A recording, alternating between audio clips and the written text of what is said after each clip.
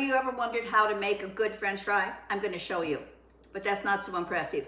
Are you interested in making a great French fry? Because that I am going to show you. And this was the creation that we made in this kitchen. Now, I started day 1 because they had to freeze, so this is day 2. But oh my goodness, come on in. I'm going to show you. See you on the other side. Good morning, it's Grandma Roseanne, and we're going to make French fries. Now, I expect all of you have made French fries at one time or another, but we're going to make 2 kinds of French fries today. We're going to make good ones and we're going to make great ones, and the choice is going to be yours. So, I'm going to show you the process, and I have made these a few times. I don't think I have ever eaten a better French fry. Absolute perfection. So let me go over what I have done, and then you can just follow along if you feel that's something that would be of interest to you. Now, I am using a russet potato because it is the sturdiest potato. It will hold up to frying, and it is excellent in flavor. You're going to want to have them equal in size, so be careful of the way you're cutting them. Now, I'm using my Breville here because I know it is absolutely uniform, and it cut to the size of French fry that we like, so it worked out really well.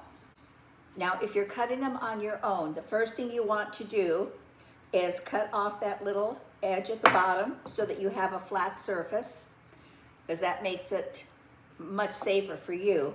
And then if you cut straight down, your potato is going to stick. But if you do a forward and down motion, your potatoes never stick. So I think that that's kind of important. Now, I did this for uniform, and I did it for convenience. And I will tell you, it is so flipping fast. So all I do is I did them individually because I wanted to make sure that none of them ended up in my processor this way.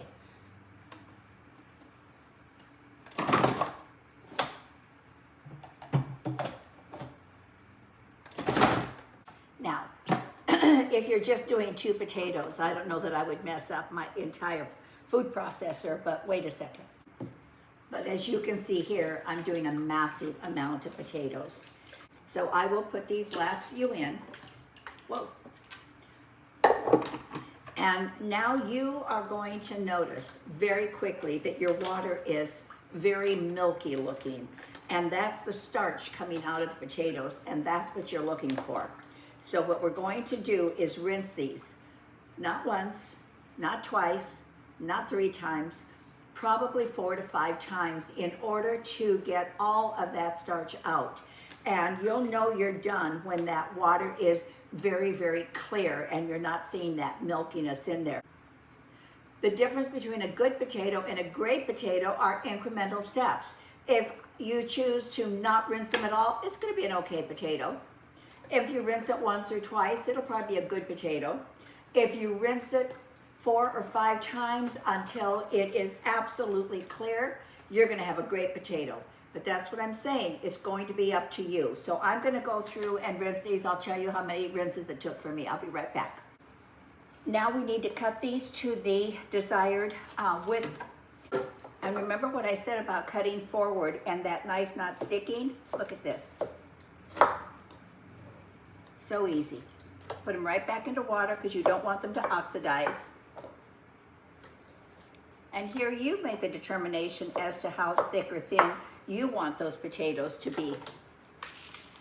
So what I ended up with was this amount of potatoes that were just too thin, or that they were just the very ends.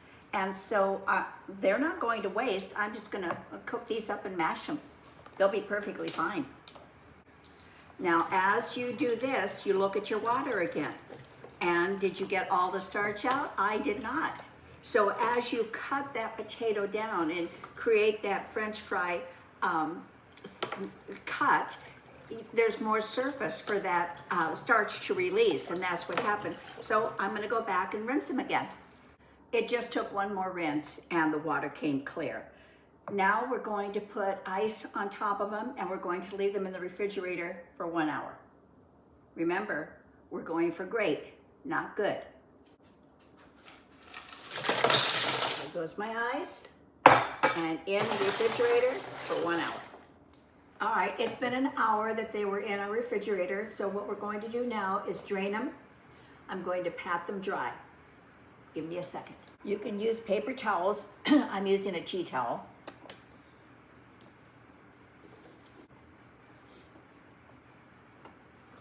Now they go back into the refrigerator for an hour and a half. At about this point, are you thinking, do I really want a great French fry, or am I okay with a good French fry? Come on, you can do this. It's easy. In the refrigerator, I'll see you in an hour and a half. Now what I'm doing is I'm bringing my oil up to 275 degrees in my fryer. If you're doing this on your stovetop, that's perfectly fine. Be sure you have enough oil in there, and be sure you're using a thermometer, because the 275 is very, very important. As you put your potatoes in, that temperature is going to drop. You want to be able to check it with your thermometer and make sure you're coming back up to the 275. We're only going to blanch these, so they're only going to be in there 3 minutes. So it is critical that you time it. Set a timer.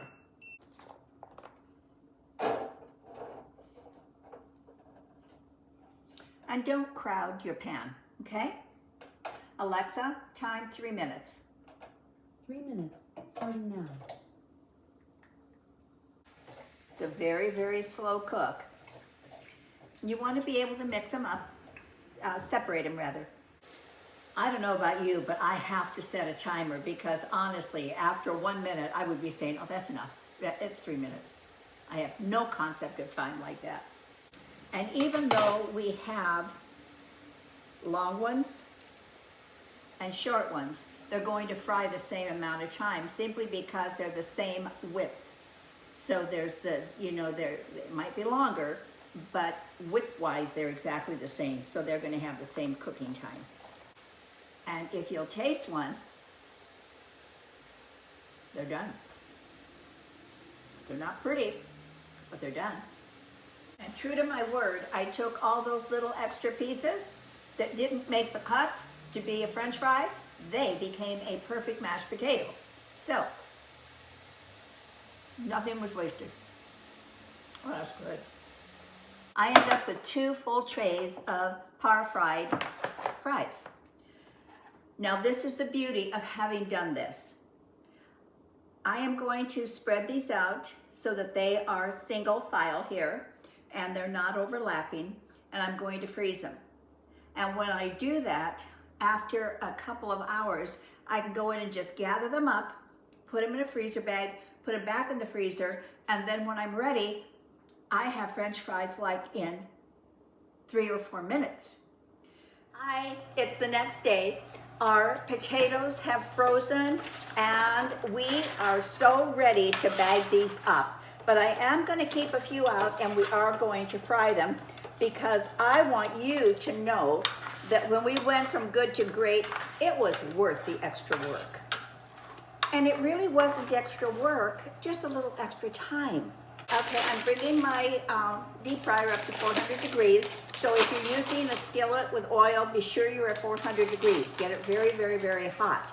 Now, I'm going to be putting the majority of these potatoes in a bag. And now look, I can actually go in and pull as many potatoes out as I want, because I froze them individually. So if it's just me eating, I can just go in and grab a handful. And if I have company in, I can grab a bag. Pretty slick, huh? I think that it's safe to say that making quality food takes some time. It does. It takes a little bit of time. But oh my goodness, you guys, the reward is enormous.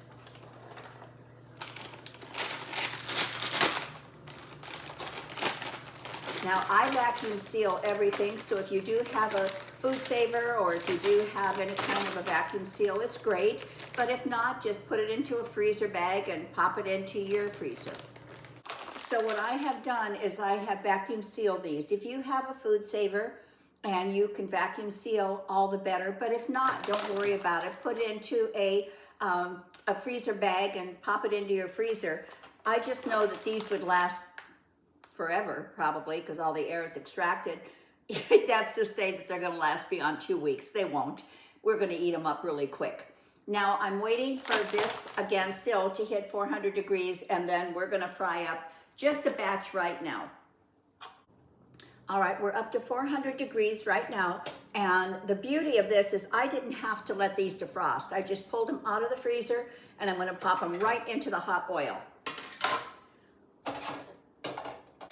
We had to be so precise when we did the first fry because it had to be at a certain degree and it had to be for a certain amount of time. Right now, that's not the case because they're already cooked and they're wonderful inside. So what we are doing now is just browning the outside to the level of crispness that you love. So it's going to be very individual. Okay, I think this is how we like them. So just dump them out. I have them on a rack because I do want to drain some of that grease off. And then always when they're still hot, you do definitely want to salt them at that time. Ah, these look perfect. They don't look good, they look great. I just happen to have my plate ready with ketchup. Oh, perfection, you guys. Just perfection. I'm excited to eat these. Ouch, still hot. Look at that beauty. Now, as I taste this, we have to remember that we went from okay to good to great. So I will tell you very honestly if we hit the mark. Oh, can you hear the crunch? Oh, it's so good. Oh my goodness. It is an absolutely perfect French fry. I will definitely take the time to go through the incremental steps to create something this good. And I hope you will at least give it a try. I really do. There's, I was gonna say ingredients below, but it's potato. That's it, just potato. And the process, obviously, you'll see through the video. Thank you so much. And if you would like to subscribe, that certainly does help the channel. And a little thumbs up makes me happy. And come back. Videos every Saturday and videos in between. Please go enjoy. And McDonald's, you can eat your heart out. You can't even begin to compare with these. Thank you guys. Bye.